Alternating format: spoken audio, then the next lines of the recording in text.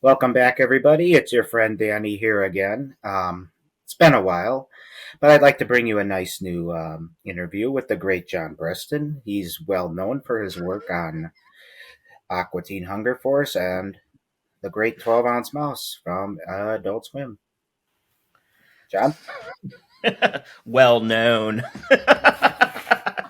Well, I know you well. I know because we've done so much prep work on this. Yes, it's a pleasure to be here, Danny. Looking Pleasure forward. to have you. To kind of start off, one thing you were telling me earlier is that Mouse Fitzgerald, his name isn't technically was not intentionally going to be Mouse Fitzgerald. Initially, you wanted it to just be Mouse, but over time, it kind of changed. No, that's not entirely correct. He was originally always scripted as being Fitzgerald, and everyone refers to him as Fitz. Like Liquor clearly has a past with him as well. Fits the usual. Yep.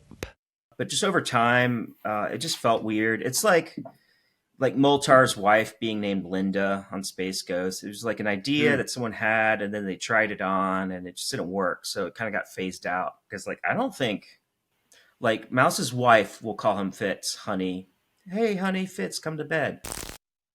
Fitz, are you done? It's really late. You should come to bed. But for the most part, they don't really. No one really calls him that. It's just Mouse, and which I Mm-hmm. always thought was just a little bit better, a little faster to the point, and also it reminded the viewer that he's a mouse. Really? Yeah, I need reminders like that from time to time. There were actually two writers on the pilot. It was Malero and this other guy named Matt Harrigan, and Mm-hmm. he wanted to do some other stuff, and he had branched out. And Harrigan being the voice of Liquor, right? Yes, that's correct. He was the he runs a liquor store, and apparently has a son who turned into a bug, which Hmm. I'm not sure was ever really addressed. You saw that coming like a mile away, so you're not surprising anyone. I think it was the blood coming out of the letter that Mm-hmm. was the tip off. Oh no! At the end of it, he says, "Wait, I don't know who that is." So I may have misspoke. I don't think Liquor has a son. I think that was just misdirected mail. Well, the letter got sent to him by mistake. Didn't Rhoda say something to that effect in an episode? To when he Uh, was gossiping with the eye. Well, Liquor also says that a letter accidentally got delivered to him. yeah. I mean, it's been a while since I've seen those episodes, but Mm-hmm. I mean, misdirected mail, and we never really knew who was in charge. In charge of what? Well, of whatever's going on, because there's got to be.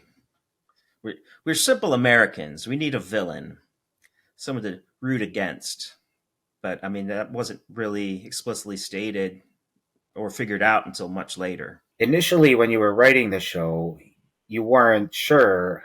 You hadn't ascertained if Shark and Rectangular Businessman are good guys or bad guys, or antagonists or just normal characters. That wasn't discovered until you kind of went along, right? Originally, the show is going to be episodic, like slices of life. This drunk mouse takes a job, messes it up, and the first two episodes are like that.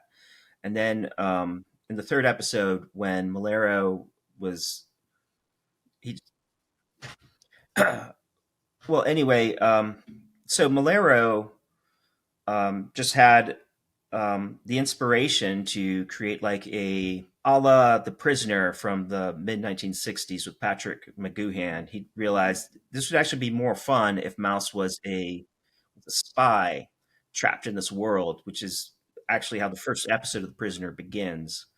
So it Mouse is essentially like a David Lynch and a Patrick McGoohan mashup of him realizing that as memories, repressed memories, or excuse me, suppressed memories start coming back,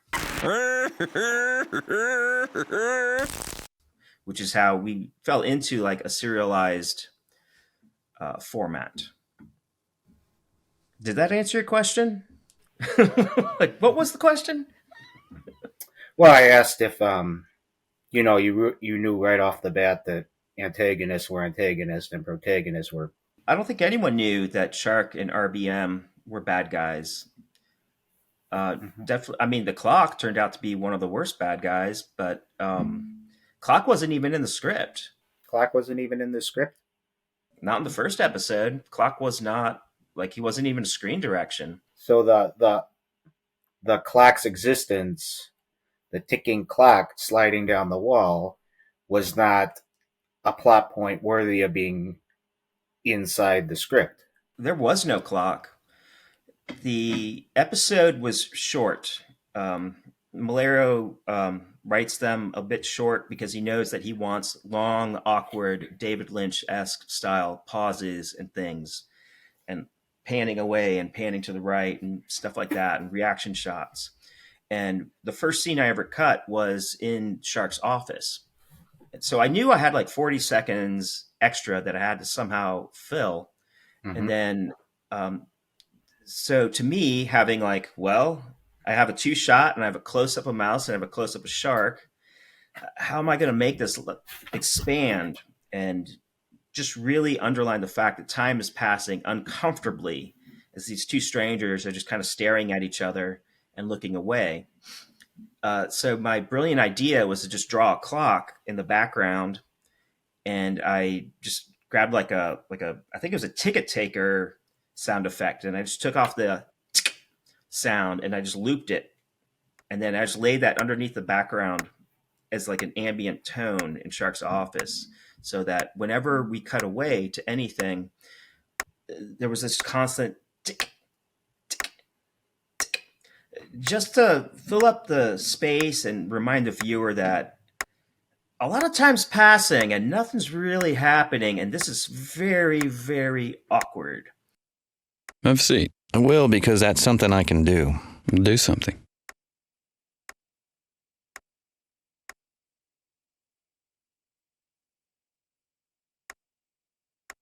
Do something.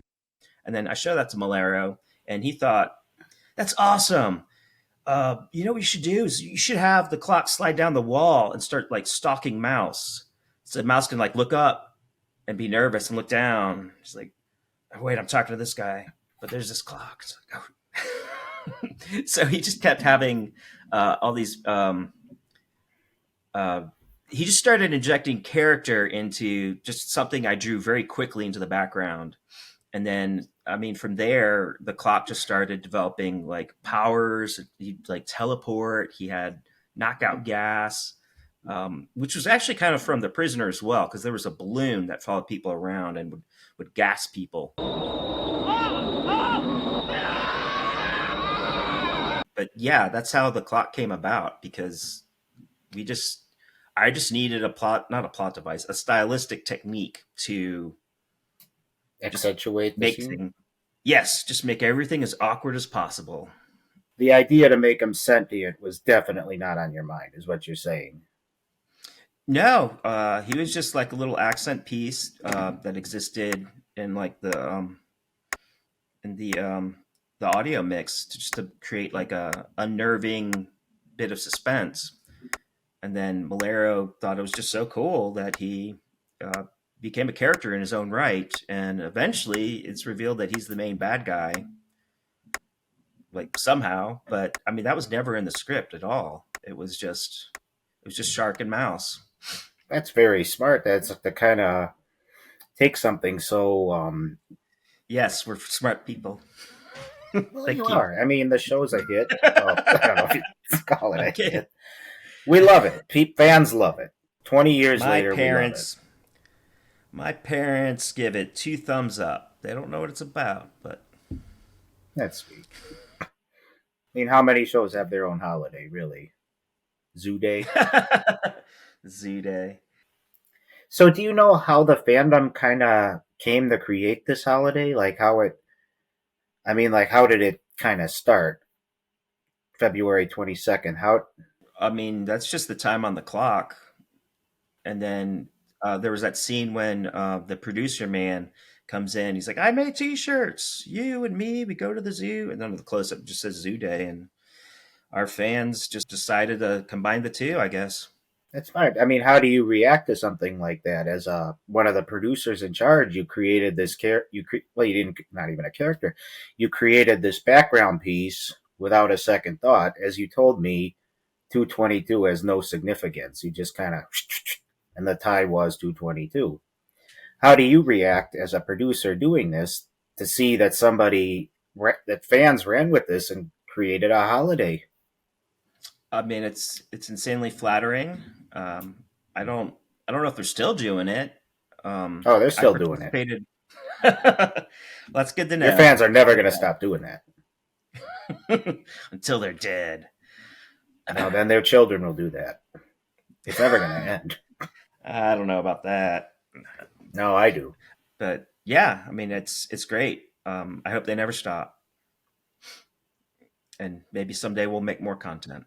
Did you ever consider maybe kind of creating like a comic book series, kind of continuing the characters in that format? Because I could see, you're very talented people working with such little budget and you have such great writing and direction. Do you think you could be able to kind of capture that same type of magic on maybe print media? I mean, I'm sure I'd any. love to see this story continue.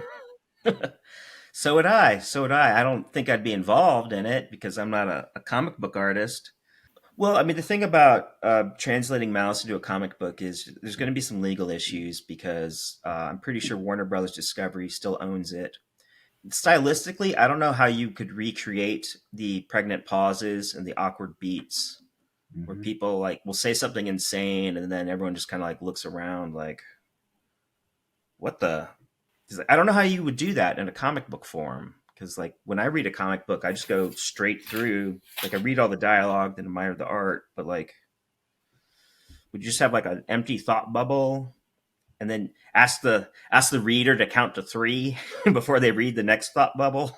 Like, Hmm. I don't know You how that can element would translate. you could do a whole book of those secret messages.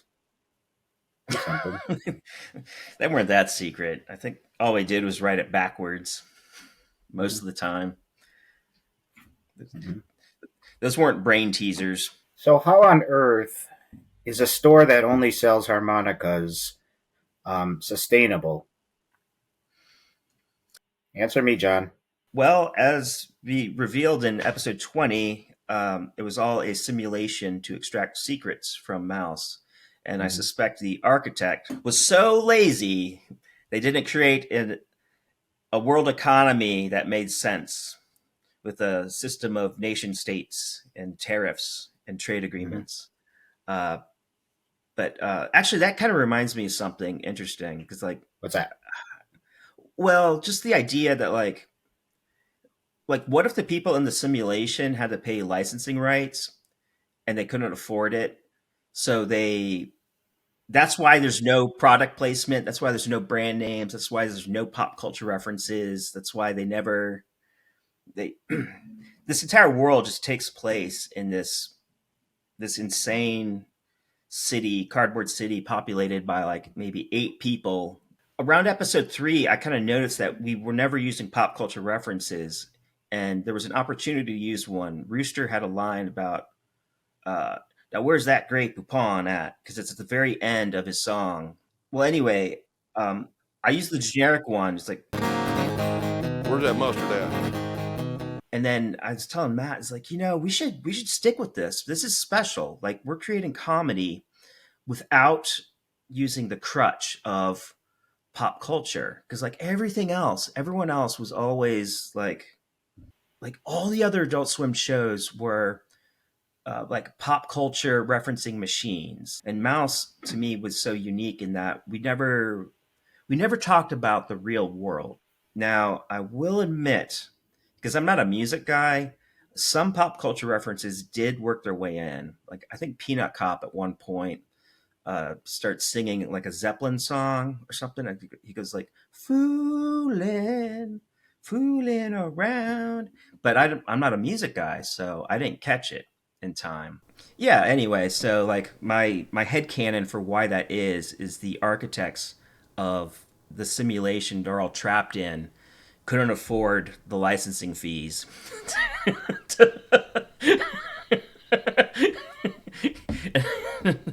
And that's why you don't see pop culture in 12-ounce mouse.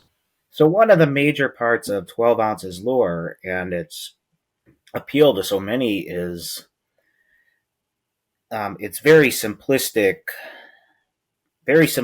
art style, particularly in the first season, particularly in the first few episodes.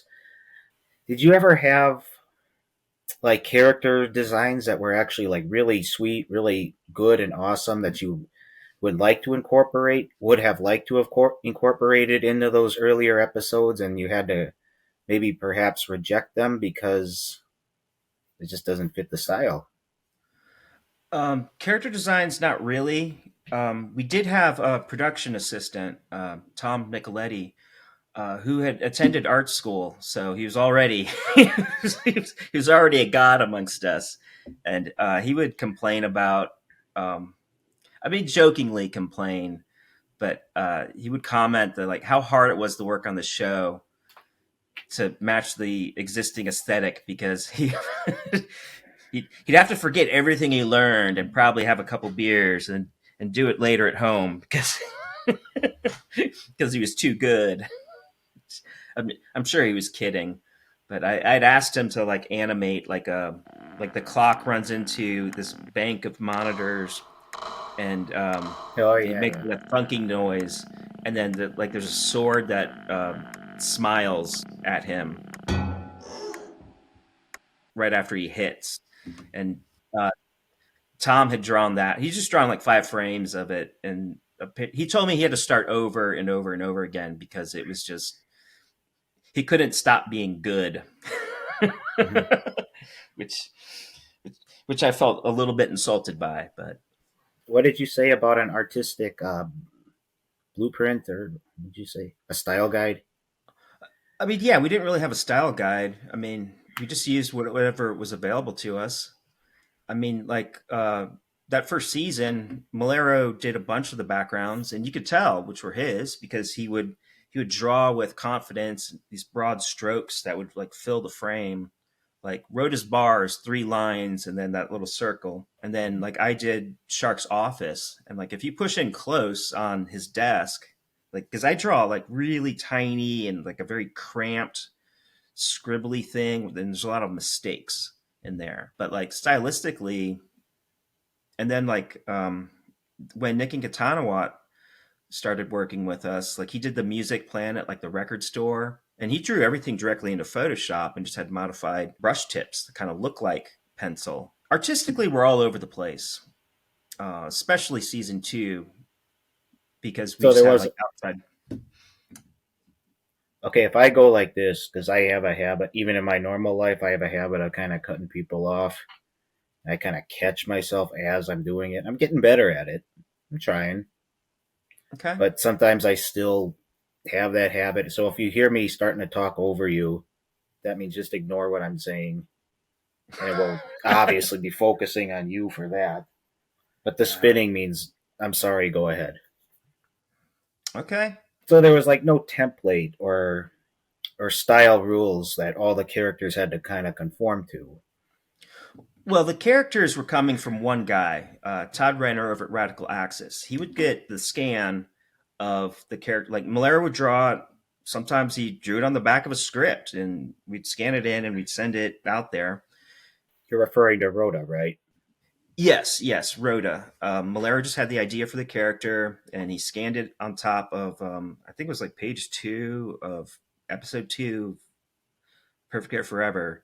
He handed it to me and was like, John, I need you to scan this in. And like, I just held it and was like, dude, this is on the back of a script. I mean, the scanner light's going to pick this up. And he's like, yeah, I don't care. Just put it in. And then sure enough, it was there. He was like, this is going to take Redner like 30 seconds, 30 valuable seconds for him to erase. Do we want to waste 30 seconds of this man's life?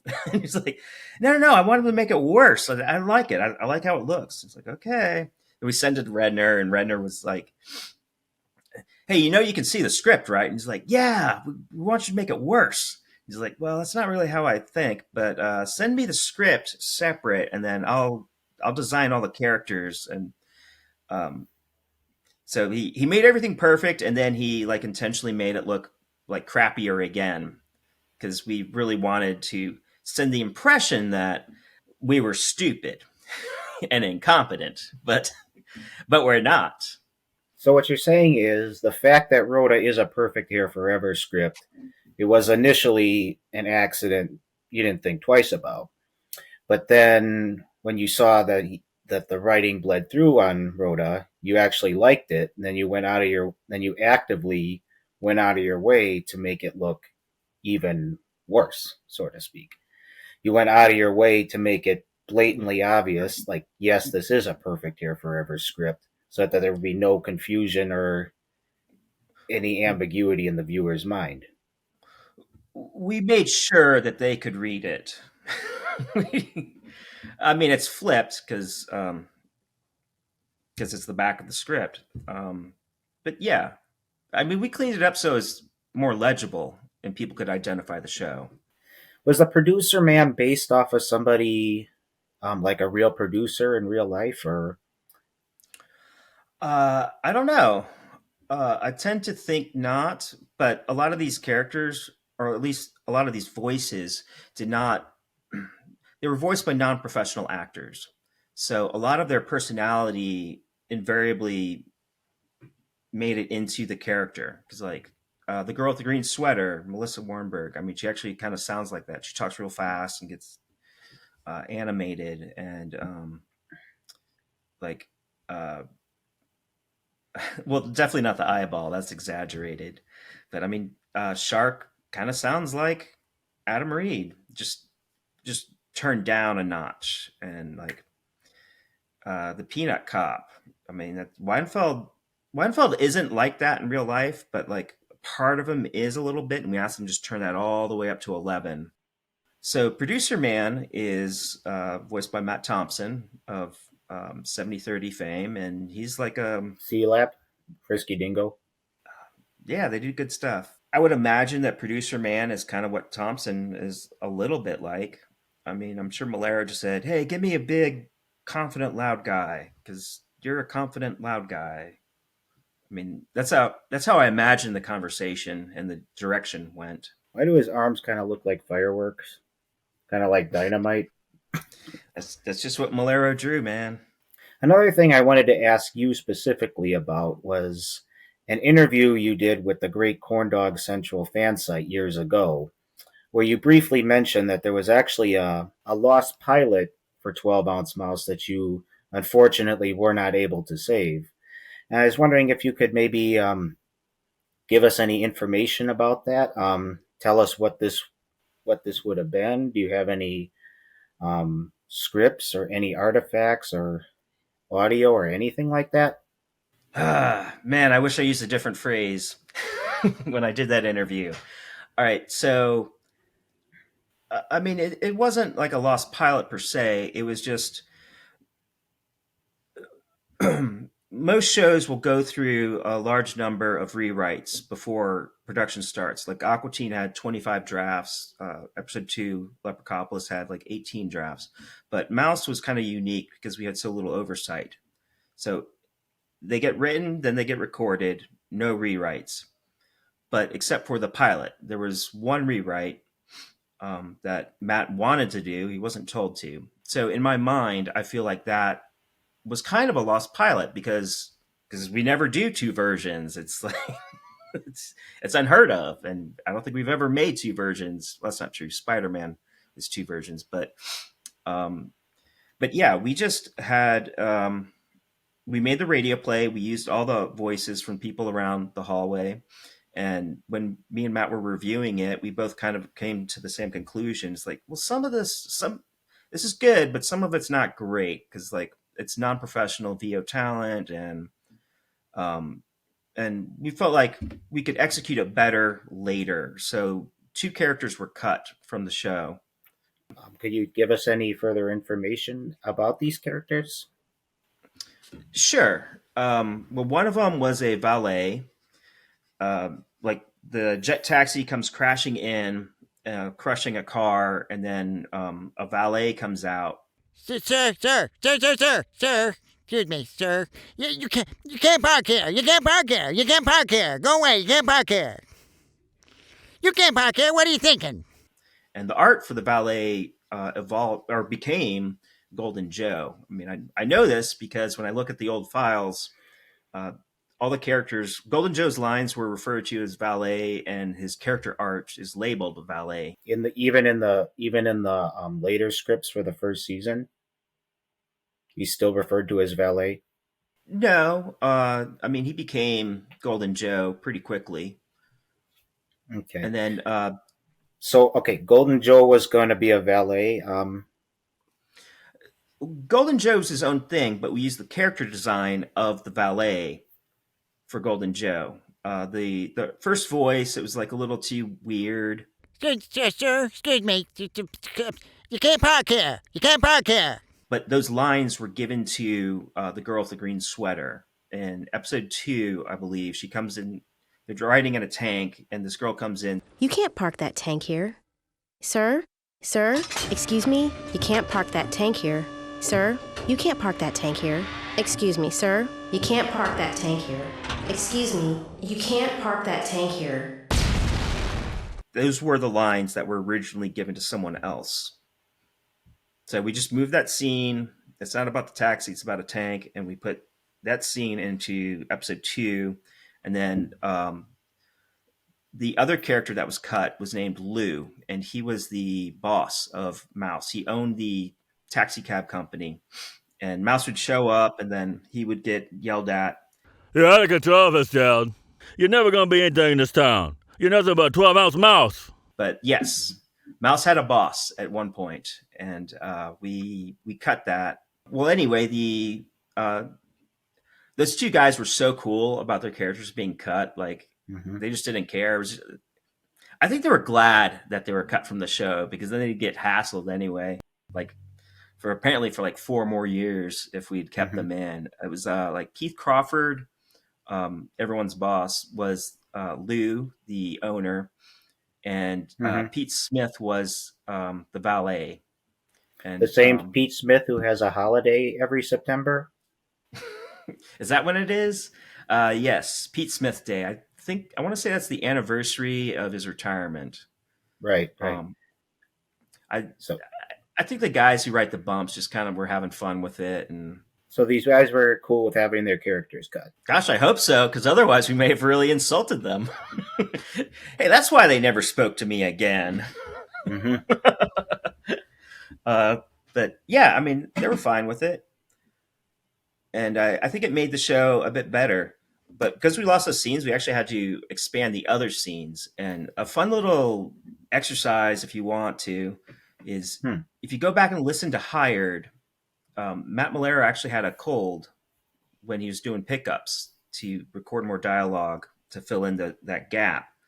And if you listen very carefully, you can hear the lines that were added, which, I mean, it isn't a lot. I'd have to go back and listen to the actual record. But, like, I know for an absolute fact, like, when the meteor smashes into his head and it's, like, a little muffled, he has a head cold, and he's like... Well, see, first I need to check with my boss, because he's a shark. And but I can hear it. Like, he was super congested, and... like, there's a bunch of lines throughout the show. So you mentioned that you do possess some recordings from this pilot. How much of the radio version do you have or have access to? I mean, that's definitely in the area of lost media, because back then, like, internet speeds weren't great. Like, you couldn't just export a QuickTime and email it to someone or give it to yourself, because we would transfer everything to a half-inch tape or VHS tape. We call it a half-inch tape in the industry, but it's VHS to everyone else. But anyway, whenever cuts would go out, those tapes would get recycled. And if we kept a version of everything on VHS, then you would just have crates and crates and crates of these big black unlabeled everything. So all the cuts of the first pilot are gone. But I mean, there was no picture to it, because we made the decision to rewrite during the radio play phase. And then I guess Malero has all the scripts or had them. I mean, it's possible they exist at the physical storage facility somewhere off site, but I mean, that place is crazy, man. It's like the inside of that warehouse in Indiana Jones.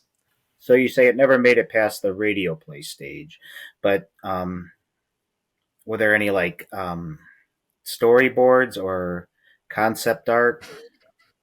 Storyboards. Because I know people have been asking about it. What the hell's a storyboard? It's a board with stories. We just didn't really. The boring story. No, we just didn't work that way.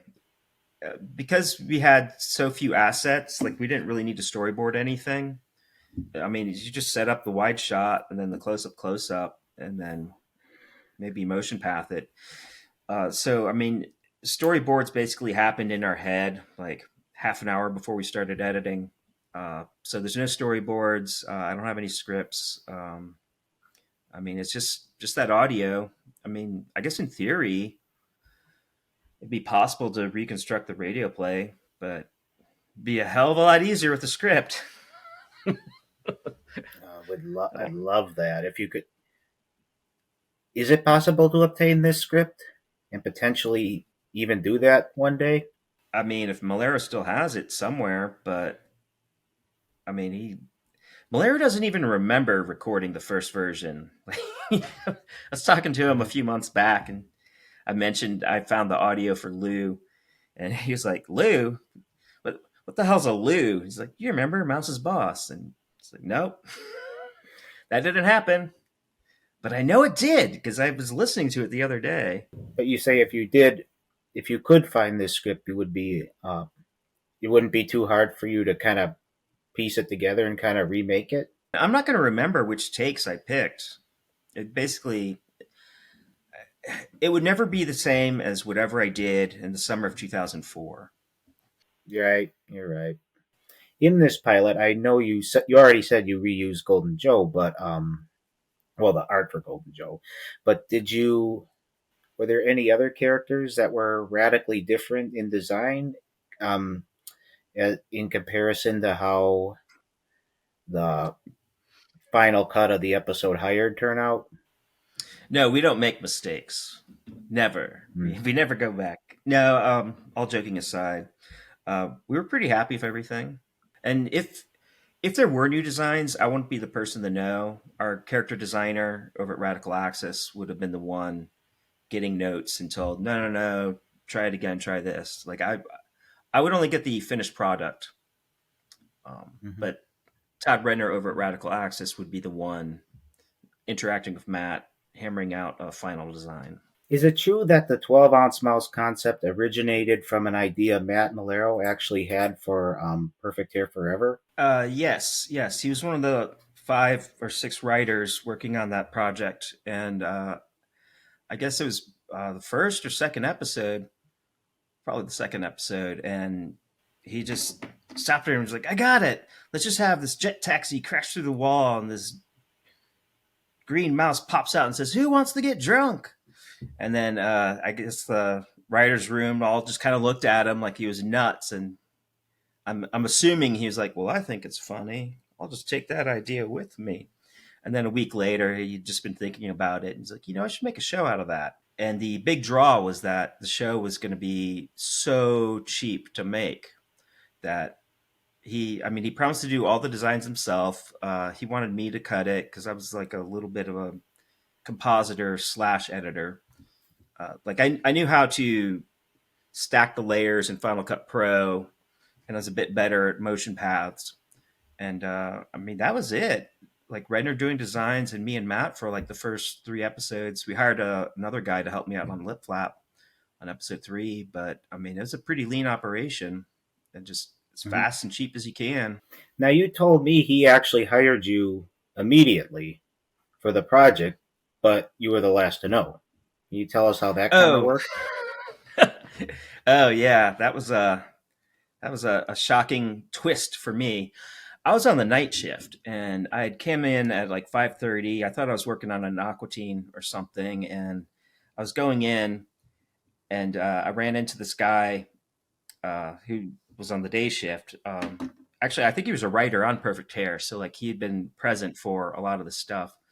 And he asked me, "Hey, how does it feel to be developing a show with Matt Malero?" And I had no idea what he was talking about. I was like, "I'm developing a what with who?" I was like, "Yeah, man, you're you're moving up that chain, moving up the corporate ladder." So I ran inside frantically, like, found Matt, asked him, "Wait, what the hell? I mean, this guy just told me that like you and me are working together on a brand new show." And he's like, "Oh yeah, I forgot to tell you. Here's a script and here's some VO I recorded today. All right, you should probably start that like right now. We've got some deadlines." And I didn't believe him.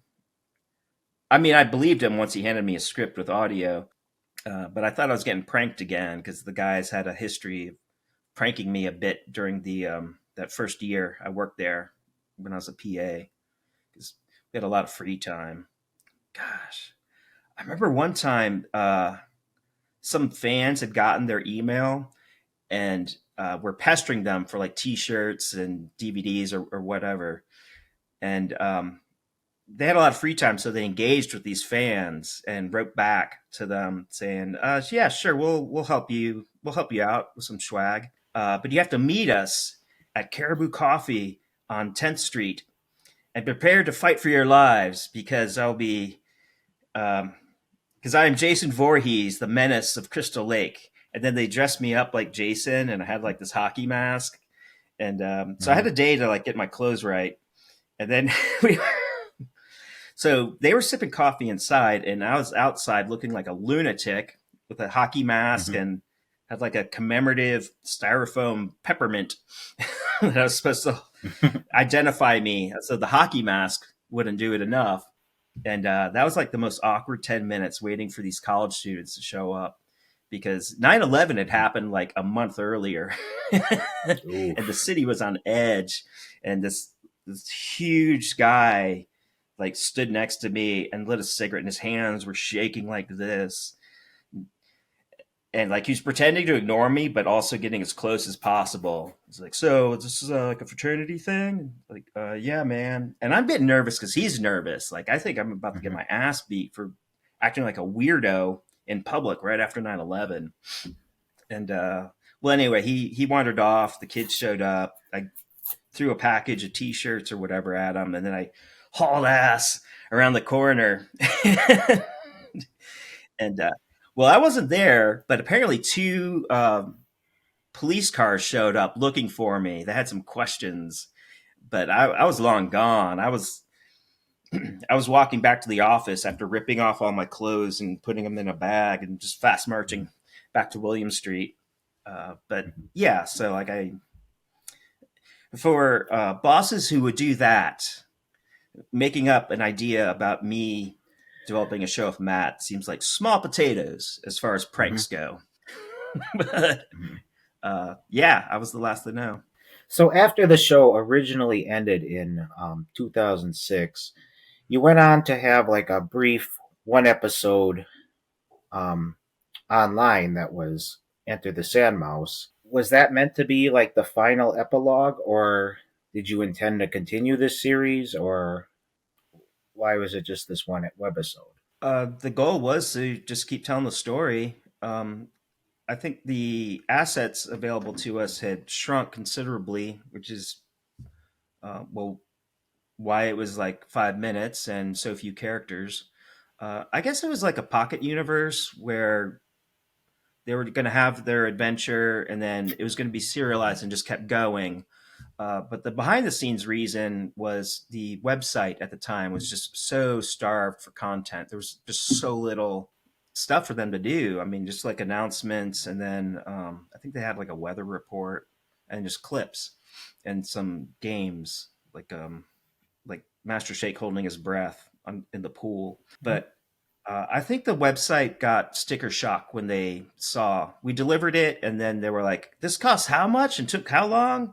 I think they thought we could just crank out an episode, like a 5-minute episode once a week for nothing. And that's what they wanted. 5 minutes once a week?